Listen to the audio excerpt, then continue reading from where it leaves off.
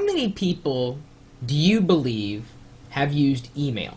If you had to give a percentage, just off the top of your head, of, let's say, U.S. citizens who have used email, how many would you say? Just shoot out a number. 89%, 65, 80, 100, two-thirds, 90%. Okay, fair enough. Well, according to this survey that was just posted to news.com, about 20% of U.S. heads of household have never sent an email.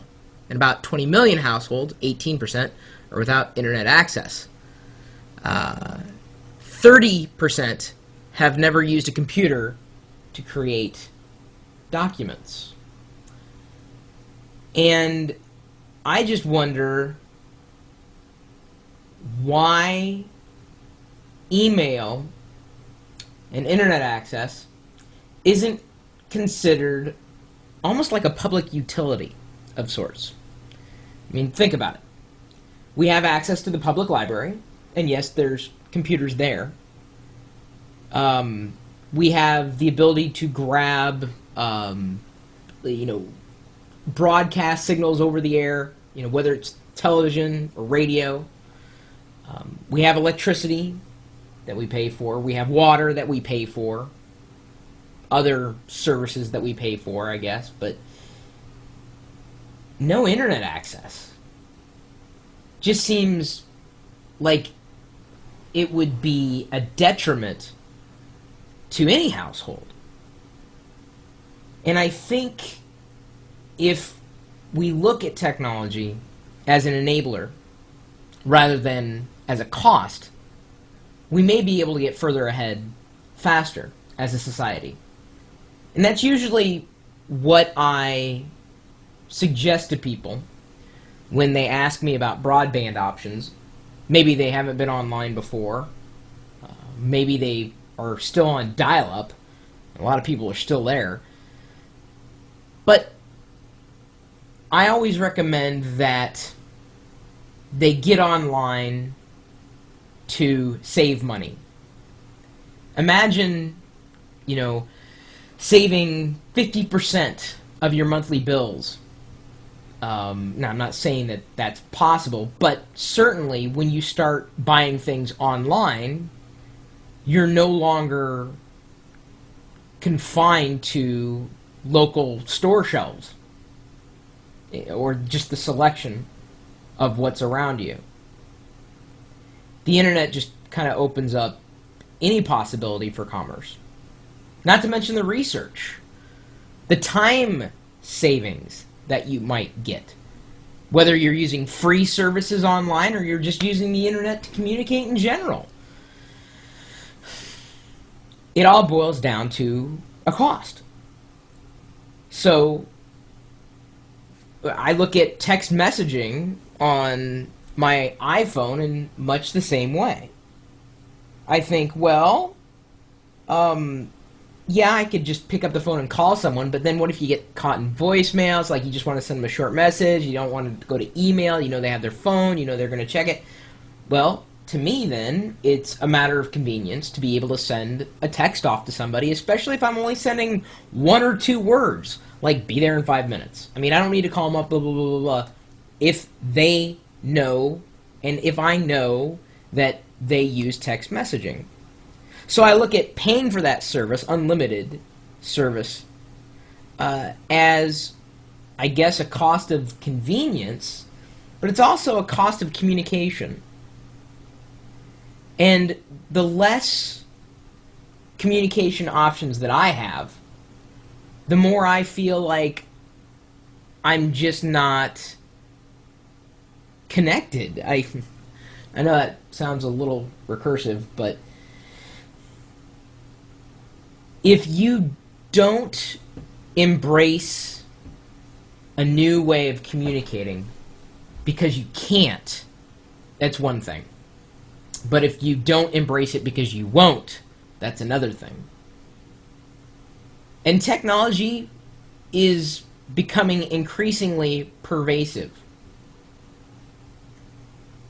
Email is anywhere and everywhere. Does it have its downfalls? Certainly. But would that keep me from recommending it to everybody? No. So, I guess what I'm hoping to hear from this community, the people watching this video, is, what do you think about all this? Do you think this digital divide should exist between the haves and the have-nots? Is this stuff really so difficult to get? And why is that? What is the psychology behind using a computer and being afraid of it? People aren't afraid of their microwaves. Well, for the most part, at least for operating procedures. It sometimes takes some getting used to. People aren't afraid of toasters. I mean, a computer can do much more than those things. So yes, it has the opportunity of becoming overwhelming, but does that really stop people from using it? And it shouldn't even be a matter of cost either. I mean, imagine if it was just a fact of life that, you know, internet access wasn't just an amenity, broadband wasn't just an amenity, it was just there. Access to information. And let's face it, folks, if you don't have access to the internet, you don't have access to information. You just don't. Or you're still relying on traditional mechanisms for communication. You know, I just kind of blew me away. 21% have never searched for information on the internet. Wow. Can you imagine? It just blows me away. Just 7% of the 20 million households without internet access indicated during the survey that they plan to subscribe to an internet service within the next 12 months. Well, I think it's going to boil down to cost, really. And the costs have got to get lower and lower and lower. I don't see them going that route. I see them going higher and higher and higher.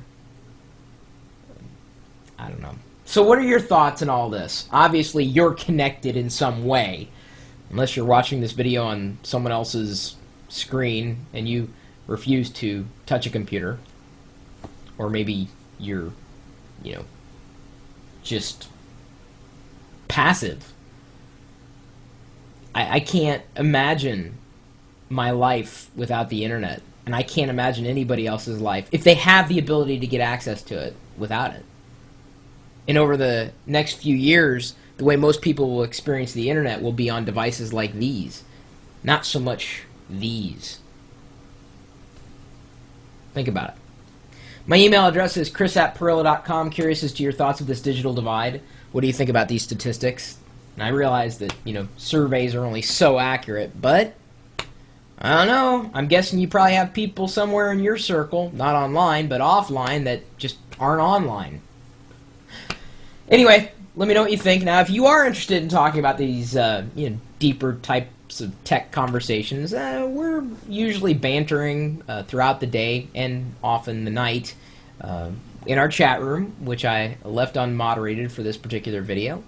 And you're welcome to stop by and say hello at any point in time. And yeah, we're streaming the live video too. See, this recording is actually captured from a live video stream, which is streaming live right now at live.Pirillo.com. We'll see you later.